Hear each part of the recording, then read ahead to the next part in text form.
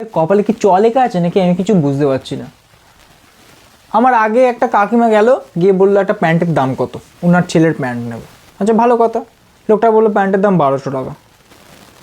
কাকিমা বললো 450 টাকা দেবো।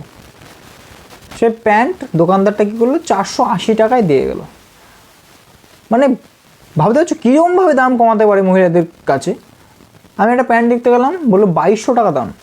আমি বললাম মিনিমাম এটা তো 1000 টাকায় এনাফ দাম, তাই না? সেই হিসাবে আমি যদি কমাতে চাই। দোকানদার বললো আমাকে 2200 টাকা। আমি বললাম না, 2200 টাকা আমি দিতে পারবো না, 1000 টাকা। দাম কমাবে কি?